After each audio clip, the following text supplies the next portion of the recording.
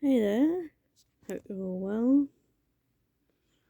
I figured I'd do a video talking about one of the conditions that I have. I don't know if people are just maybe interested in it. If not, then you don't have to watch this video. Some people don't like people that drag on about conditions that they have, but I thought, what the hell, I'm new to this platform and maybe people on this platform who are obviously new to me posting on here and me in general. So if you haven't seen my blog that I posted, um, then you wouldn't know, but you will know in a few seconds. I have a thing called Asperger's, which is a form of autism, and it's a neurological disorder. It's not a mental illness, and I only found that out recently. And it's to do with basically processing information differently to other quote unquote normal people. It's like, for example, someone will tell me to put something inside, and I presume, like a building, for example, and I'll assume that they're talking about their own building, but it turns out that it was actually somewhere else, if that makes sense. You know what I mean? It's hard to explain. But yeah, there's a lot of stuff that comes along being on the autistic spectrum. It really does make you feel you're either like the most sober person in the room or even drunk or whatever. It really does make you feel like you're in a different world, I guess. It's the only way I can describe it. And the only other person that I've heard about that was also on the autistic spectrum on this scale, because there's like two different ends.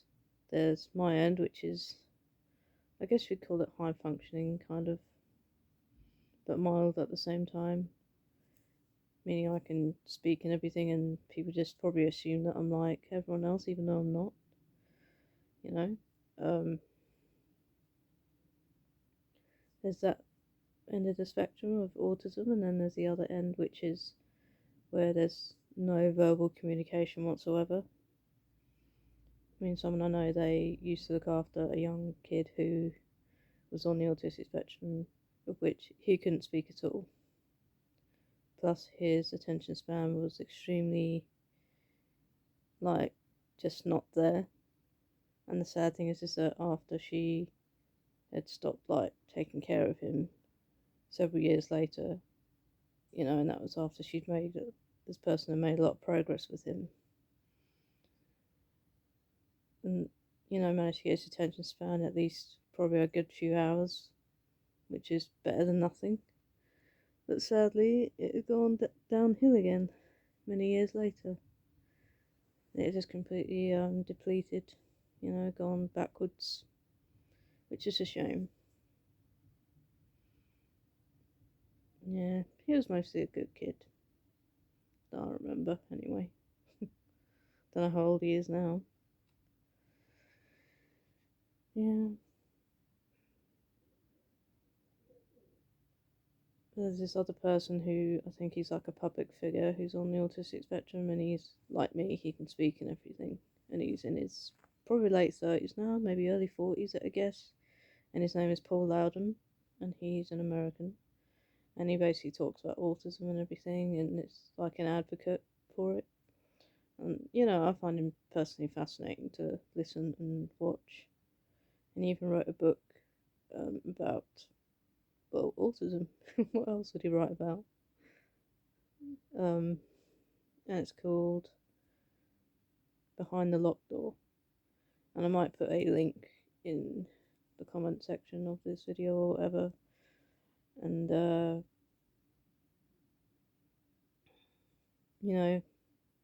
you can check it out for yourselves. I think it's available on Amazon. It's not available though on like ebook or anything like that. I think it should be personally, because I mean, The last physical book I ever bought was probably 2 years ago, I think, and it was the script of the TV show that came out. I think it was in 2018, and it's called Good Omens. It's actually a brilliant show. It's very, very funny, and I love it. Yep. But yeah, seriously, but if any of you have any questions for me involving like that, the sort of stuff that I've been talking about, then feel free to ask. I was going to try and do a live on here, but I can't. I think due to different browsers and everything. So apparently you have to have a Chrome browser in order to live stream. Even though I did download the Google Chrome app on my iPad last night, so I might try and live stream in a few minutes to see if anybody comes along, I guess. They probably won't know because it's like 1 minute past 9 in the morning. So yeah, it's a weird thing, I think. I mean, in the best respect possible, being on the spectrum, as it were. And I admit there was a time, a long time, where I wanted to be like everybody else. And then only a few years ago, I just decided, well, there's no cure for, autism or any of the other conditions that I have. I may talk about some of those in another video, and also an accident that I had quite a few years ago now. I think it was back in 2010 maybe. But as I said, I'll talk about that in the next video, maybe, if anybody wants to know. And it's basically to do with epilepsy, which is another condition that I have. I don't know what this video was really. I'm just being random as always. But yeah, that's all I can think of to talk about. And I'll speak to you guys soon. Thanks for watching. Bye.